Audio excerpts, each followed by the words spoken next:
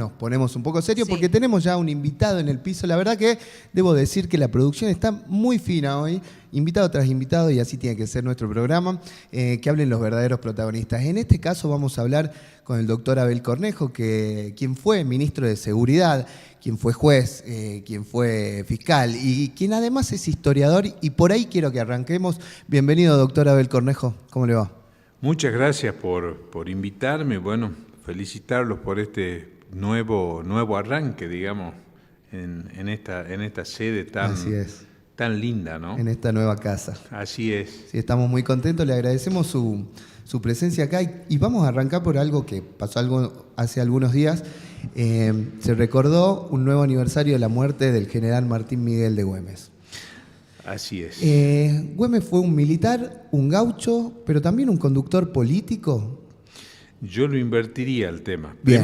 Primero que nada fue un gaucho Sí, por su forma de sentir, no por su pertenencia social. Güemes pertenecía a un sector acomodado a la sociedad y hace una opción de vida muy poco común, ¿no? Cambia cualquier tipo de acomodo, de ventaja o de privilegio por los ideales que él tenía sobre la libertad. Pero es muy atinada esa pregunta porque se hace mucho ahínco sobre el Güemes militar sin restarle un ápice de gloria ni de mérito en este sentido, Sin pero dudas. siempre hay que recordar que para que surja ese jefe militar, Güemes fue el primer caudillo político popular argentino.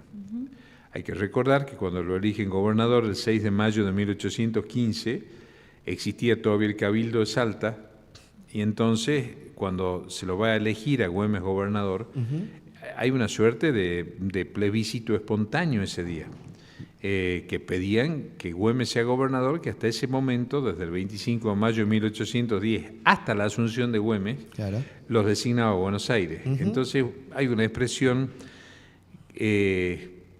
plural, diría yo, no solamente en la forma plebiscitaria en que se pide que sea electo, sino también en todo lo que empieza a significar el nombre de Güemes, que es sinónimo de federalismo, sinónimo de autonomía, sinónimo de voluntad popular, sinónimo de dirección de voluntades también, porque Güemes va a sostener la llama de la Revolución de Mayo en un momento cuando se habían ya iniciado negociaciones con España y con Gran Bretaña para que se designase un monarca de alguna de las casas europeas en la Argentina, y él tenía una idea confederativa. Lamentablemente la muerte de Güemes deja su proyecto político inconcluso, pero el proyecto de Güemes es un proyecto confederal. ¿Es cierto, doctor, que a Güemes lo resistía la aristocracia de Salta? Así es. No solamente lo ¿Y es resistía, cierto que sino lo aborrecía. ¿Fue cómplice de la emboscada que terminó con su muerte? Sí, porque en Salta se divide, Salta políticamente, primero son 3 las facciones, después 2, pero la tercera facción queda en estado conspirativo, que era la facción netamente realista, digamos. Bien. Después Salta se divide en 2 facciones, que eran la Patria Nueva, que eran adversarios mortales de Güemes, y la Patria Vieja, que era la facción que lo apoyaba políticamente a Güemes. Pero ¿qué pasa? Al momento de la muerte de Güemes hay una suerte de confabulación entre quien se denominaba presidente de la República del Tucumán, que era Bernabé Araoz, con distintos jefes disidentes a Güemes, los sectores de Salta de la Patria Nueva, que ya habían urdido 2 intentos de homicidio previo. Ah, eso no se sabe mucho, ¿eh? Sí, claro. Uno de Vicente Panana, que era un lugarteniente de Güemes, que se vende y lo va a querer matar a Güemes con un puñal mientras Güemes estaba bañando. Güemes escucha un ruido, le quita el puñal, le dice ¿qué hay, Panana? Finalmente lo hace reflexionar y lo perdona Güemes a Panana. Mirá qué Curiosamente gesto. tiene un pasaje aquí en Salta, ¿Ah, sí? cerca de acá ¿Dónde? donde estamos. En los altos de la Belgrano, ahí está el pasaje Panana. El asesino fallido. Y después hay otro que ya pertenece a la Patria Nueva y Mandado, que se llamaba Bonifacio Huergo, No me diga que tiene una calle, ¿no? Tampoco. No, afortunadamente no. Somos capaces. Ese no tiene calle por pollerudo, aparte, porque Güemes lo persigue cuando le hace un disparo a menos de 1 metro que no logra ni herirlo a Güemes. Y Güemes sale a perseguirlo, sable en mano, que le deja la capa, dice Bernardo Frías, y se mete a su casa y se esconde tras su mujer. Y Güemes le perdona la vida por eso. Qué cobarde. Y los otros sectores que conspiraban con la Patria Nueva es que se produce un hecho que es muy ominoso desde el punto de vista de la historia argentina, que es esa alianza entre Bernabé Arauz, la Patria Nueva, más el brigadier Pedro Antonio Olañeta, que era el jefe de las avanzadas realistas en la quebrada de Humahuaca. Se hace con una suerte de tormenta perfecta y eso va a desembocar en la muerte de Güemes. Bien. A raíz de Güemes, quiero traerlo a la actualidad, porque Güemes fue de alguna manera reivindicado en esta condición de conductor político, de hombre que tenía un proyecto político, y lo trajo el gobernador Gustavo Sáenz al proponer el pacto de Güemes. ¿Qué lectura hace usted de ese pacto? Y el pacto de Güemes a mí me parece una cuestión sumamente positiva. Desde el punto de vista histórico es evocativo porque para los salteños decir Güemes, decir 17 de junio, es como que moviliza los espíritus. Sin duda. Desde el punto de vista de la acción política del gobierno provincial, tiene la importancia de algo, esto lo digo a título personal, ¿no? Porque yo no me caracterizo por ejercer la diplomacia precisamente. Hay una decisión que ha tomado el gobierno nacional de manera inconsulta, que es la suspensión de la obra pública, pero no temporalmente, definitivamente. Sí. Y el presidente de la Nación se jacta de eso. Él toma como un logro la suspensión de la obra pública. Este país, como la mayoría de los países del mundo, se construyó en base a la obra pública. Basta ver Cabra Corral o el Guaitiquina, por ejemplo, que son dos ejemplos monumentales de lo que es la obra pública en Salta, entre otras tantas cosas. Pero además, como elemento dinamizador de la economía, la obra pública no solamente da empleo y trabajo a quienes trabajan en la propia obra, valga la redundancia, sino que también moviliza sectores del vestido, del calzado, del comercio, de la gastronomía, genera una serie de actividades económicas sobre eso. Entonces el pacto de Güemes, que sorprendentemente algunos se hacen los distraídos, no es que sea un pedido ni una súplica, es hacer un manifiesto que fue acompañado por los gobernadores de Santiago del Estero, de Catamarca, de Tucumán y de Jujuy, y por la vicepresidenta de la Nación, ¿no? A pesar que la Libertad Avanza parece que no le gusta este tipo de cosas, pero ¿qué les pasó a los legisladores de la Libertad Avanza que se levantaron del acto? Una cosa que está firmada no solamente por el oficialismo político de la provincia, si se quiere, sino que está firmado por partidos de la oposición, por cámaras empresarias, por sindicatos, por comercios. Alegaron uso político de la fecha, por eso se levantaron, dice. Bueno, a ver, ahí hay varias cosas para señalar. En primer lugar, yo creo que es una falta de respeto al propio Güemes, ¿no? Es el día de la conmemoración de Güemes. Segundo, hay un grupo de legisladores que, mediante la firma del diputado provincial Roque Cornejo, le mandan al director de ceremonial de la provincia, que ahora es subsecretario, a Fernando Holmquist, una lista de quienes iban a ser los diputados y senadores nacionales que iban a estar presentes. A su vez, Gustavo Sáenz viene hablando del pacto de Güemes de hace más de un mes. Hizo una convocatoria amplia. Apenas fracasó el de mayo. Sí. Apenas fracasó el de mayo, pero bueno, eso sí es una coincidencia que se dio, pero la realidad es que si no se hacen obras públicas, la infraestructura de nuestro país va a colapsar. Eso que parece genérico, yo hago siempre un ejemplo y una pregunta. ¿Qué pasa, Dios no lo permita que así sea, si sucumbe el puente que cruza el río Bermejo? Es el único puente que hay.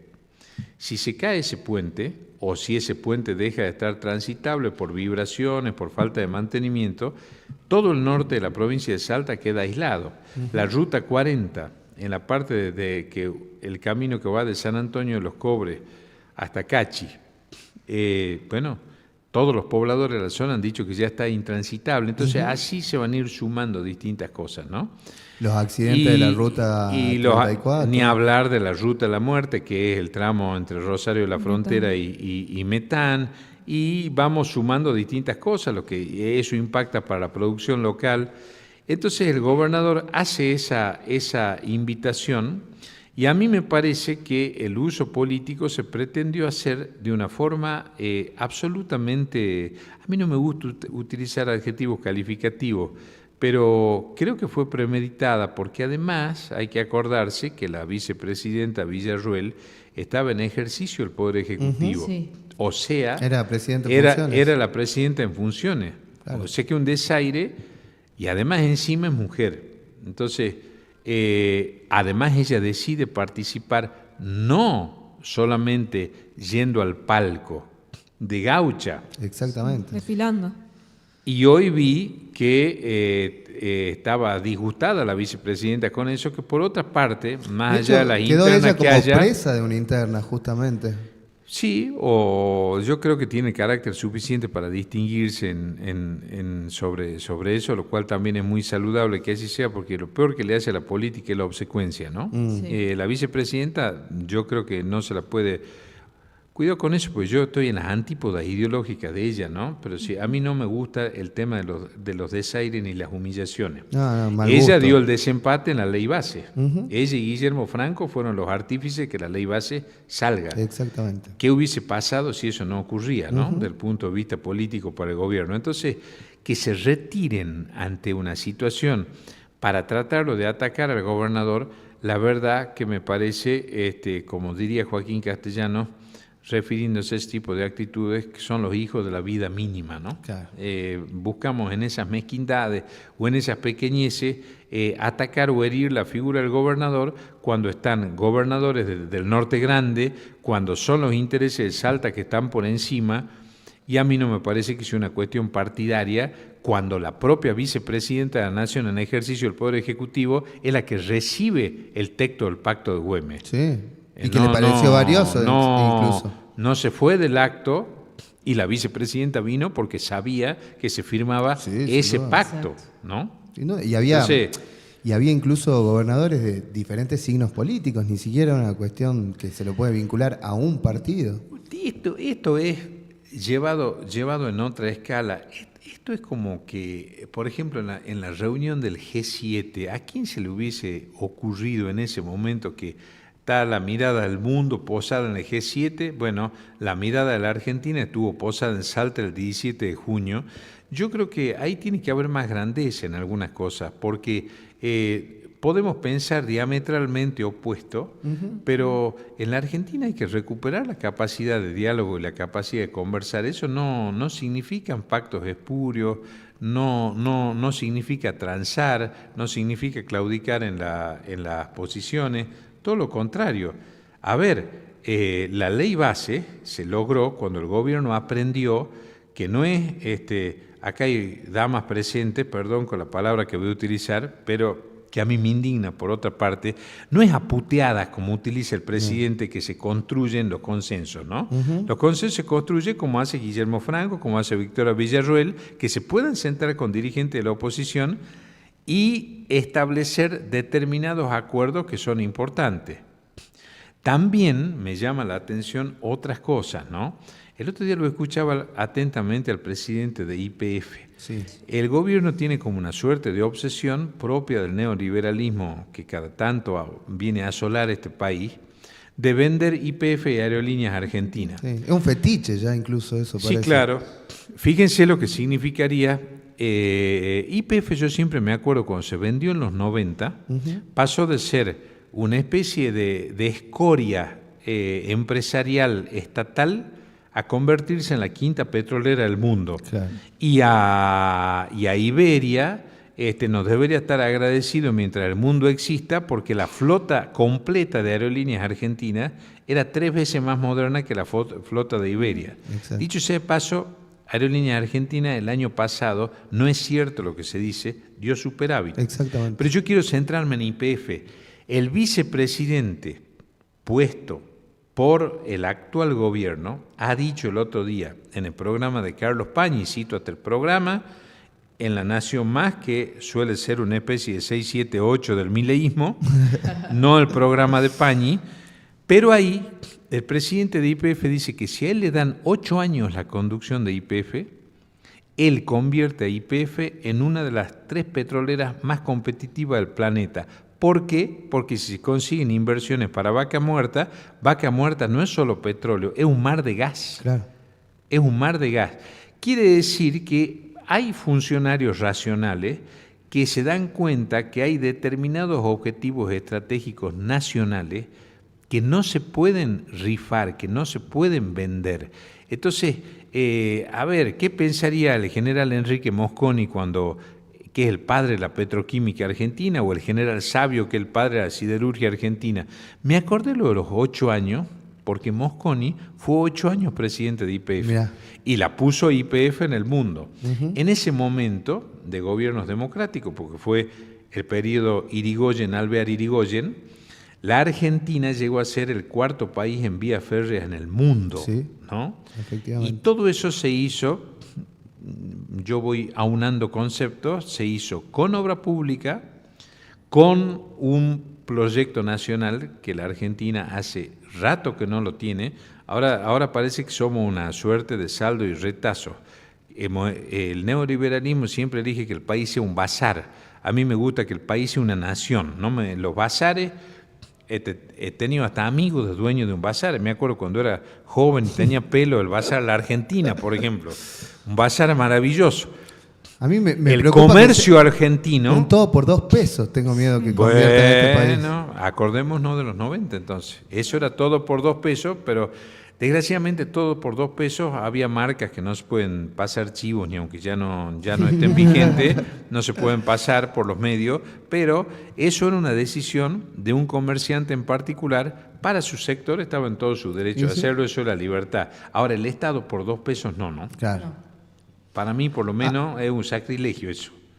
Yo no sé si alguna de las chicas, si no yo sigo, pues a mí me parece muy didáctico, la verdad, siempre dialogar con usted, doctor. Es raro porque uno ve que el gobierno tiene posiciones de derecha, liberales de derecha, siguiendo la tradición liberal conservadora argentina, pero a su vez la contradicción es que no son nacionalistas. Es que ahí está. Yo no me imagino a Pellegrini, a Sarmiento, a tanto monto entregando el litio a un magnate estadounidense. ¿A Pellegrini no sé por qué lo han dejado de nombrar, porque antes casi era el padre de la patria, ¿no? Dicho sea de paso, fue uno de los grandes presidentes que tuvo la Argentina. Por eso lo nombré. Después referían a Roca. Ahora ya lo han dejado de nombrar a Roca. Sí. No por el tema controvertido de la campaña del desierto, sino porque han descubierto que el autor de la ley Laínez fue Julio Argentino Roca. Recordemos que la ley Laínez es la que, entre otras cosas, impone el uso del delantal blanco, que es la primera vez que en la Argentina hubo una noción colectiva de la igualdad. Sí. Yo usé delantal blanco con muchísimo orgullo, con muchísimo honor y con mucha emoción, porque yo soy bisnieto, nieto, hijo de maestras normales nacionales argentinas. Así que para mí la educación pública la llevo entre las venas. Fui a la marcha de la universidades públicas, soy egresado de la Universidad de Buenos Aires. Si volviese a vivir, volvería a estudiar en la Facultad de Derecho de la Universidad de Buenos Aires, porque la educación pública es una escuela de vida, no es solamente de enseñanza. Los premios Nobel de la Argentina son egresados de la universidad pública. Claro. Y cuando la Argentina tuvo un proyecto nacional, y es por eso es que también hay otra crítica, dice que hace 100 años que la Argentina vive en el socialismo, ¿no? Como si eso fuese una mala palabra. Los países escandinavos son socialistas. Democráticos, ciertamente. Sí. Más del 83% de la economía está en manos del Estado. ¿A dónde está la mejor educación y salud del mundo? En los países escandinavos. ¿Qué índice de corrupción tienen? No llegan al 5%. ¿Cuál es la ventaja de eso? Que esos países tienen una noción muy clara, que los ricos no sean tan ricos y que los pobres no sean tan pobres. Es decir, que sería el reino de la clase media, que es lo que debemos aspirar todos los argentinos a que un país exista.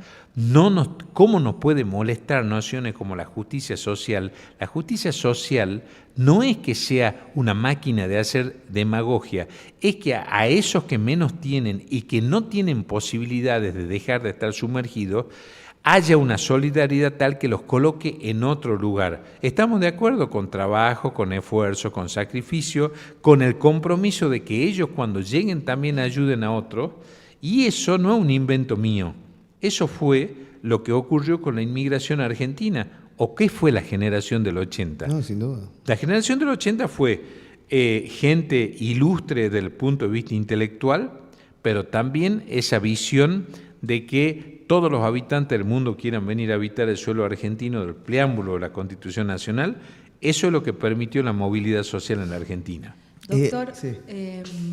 pensando, ¿no?, todo lo que nos está contando y la situación de Argentina hoy, completamente dividida, discursos de odio instalados en todos lados, un odio acérrimo al Estado, manifestaciones como las que tuvimos en el acto de Güemes de los diputados libertarios levantándose y directamente retirándose de un acto tan importante.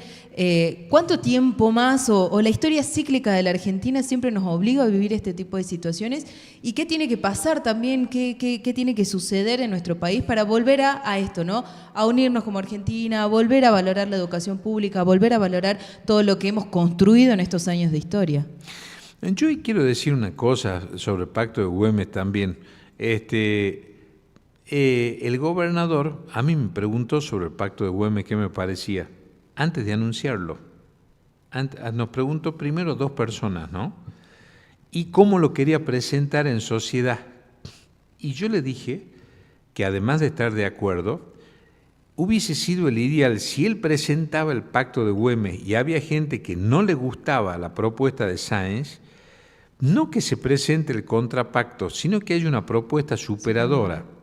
Difícil que haya una propuesta superadora si alguien se da cuenta, no para sacar rédito político, porque eso es una mirada muy pequeña. Si están detenidas las obras de Salta con peligro que no se hagan más, vamos a preguntarle a la gente de Tartagal qué tal es no tener agua, por ejemplo. Claro. No tener agua, ya no digamos para bañarse, para tomar. ¿No? Entonces, el Alteo del Limón, la cisterna de Tartagal, son obras indispensables para llevar adelante. Otra solución que se ha dado es transferir las rutas nacionales a los gobernadores provinciales. Maravilloso. ¿Y con qué plata la van a hacer? ¿No? Entonces, yo vuelvo al tema de la vocación del diálogo y de la necesidad de establecer determinadas pautas de acuerdo en la Argentina, pero sin escaparme de una afirmación que a mí me parece central, ¿no? Estas políticas del odio, ahí estoy empezando a leer un libro que se llama Ingeniería del Caos, que es cómo se construyen las nuevas derechas en el mundo. Entonces, si la política que se lleva adelante implica una suerte de genocidio social, que es lo que se ha hecho con los jubilados, por ejemplo, o si no, ¿quién está pagando lo peor del ajuste argentino? Sin duda, jubilados. Otra, dividir a la sociedad en castas. Fíjense que las castas es un concepto casi religioso propio de la India, ¿no? Ahora, el enemigo no es nuestro prójimo, no es nuestro pueblo. Para eso están las nociones de bien común. Para eso están también las palabras que a mí me parece una persona sumamente inteligente, más allá que pueda pertenecer a un credo particular, que son las del arzobispo de Buenos Aires, ¿no? El arzobispo de Buenos Aires tiene algunos gestos que por lo menos son sorprendentes. Llenar la nave central de la Catedral Metropolitana de alimentos, para los que son creyentes evidentemente, es una enseñanza evangélica concreta. No es una pose. Decir que la solidaridad tiene que ser el motor de una sociedad para que hacer una sociedad mejor implica que ser solidario es exactamente lo contrario a una sociedad egoísta. ¿Y qué son los discursos que oímos? Que cuando no estamos de acuerdo con algo, vienen una andanada de malas palabras, imitaciones de mal gusto, porque hay presidentes con dotes histriónicas, sin ir más lejos, Menem, ¿no? Ahora Menem, yo tampoco adhiero al ideario menemista, pero hay que reconocerle dos cosas a Menem en el ejercicio de su mandato. Nunca insultó a nadie y se escribieron 2 libros sobre su vida privada que él no hizo absolutamente nada. No promovió querellas criminales, no hizo nada. Ahora vemos que con el periodismo hay problemita porque, a ver, decir que Marcelo Longobardi es de izquierda es la mejor broma que yo escuché en mi vida, ¿no? Claro. Para mí Marcelo Longobardi es uno de los grandes periodistas argentinos, pero Marcelo Longobardi, ¿con qué es lo que no está de acuerdo? No solamente con las formas, sino el déficit cero se está sosteniendo con una suerte de cesación de pagos a distintos acreedores que en algún momento va a haber que pagar. Como las energéticas, por ejemplo. Por ejemplo. Y el otro tema, la baja de la inflación es a costa de una hiperrecesión que no lo dicen pensadores progresistas, lo dice, por ejemplo, Alfonso Prat-Gay. Sí. Pero alguien peor todavía, si se quiere, digo peor en el sentido irónico, el Fondo Monetario Internacional está señalando que la recesión va a ser mucho más prolongada si no hay algo que es esencial que no se anunció, que es un plan de reactivación económica. Uh-huh. Dicen que vamos a sacar el impuesto país, que se implica 2 cosas más: detonar la industria nacional y que la Argentina deje de recaudar mensualmente 340.000 millones de pesos mensuales. Entonces, ¿con qué se reemplaza eso? Por eso es tan importante que existe un proyecto nacional, un proyecto de desarrollo y un proyecto inclusivo, porque cuidado que los ciudadanos no somos una planilla Excel, somos seres humanos que tenemos dolores, alegrías, sufrimientos, preocupaciones y sobre todo una razón de vivir. Claro, un propósito. Doctor, muchísimas gracias, lo esperamos, ojalá que nos pueda visitar si se concreta, nos estaba diciendo el productor que posiblemente lo tengamos como columnista una vez a la semana. Nos encantaría. Sí. Me gusta aprender. No hay tiempo para que me responda, pero quiero saber qué le dicen en las mesas familiares, de amigos, cuando usted sostiene estas posiciones populares, hablando bien del socialismo. Quisiera saber qué dicen muchos familiares, colegas de usted quiere la verdad en estado puro, que yo no soy diplomático. Yo tengo un problema que lo acarreo desde que he nacido, ¿no?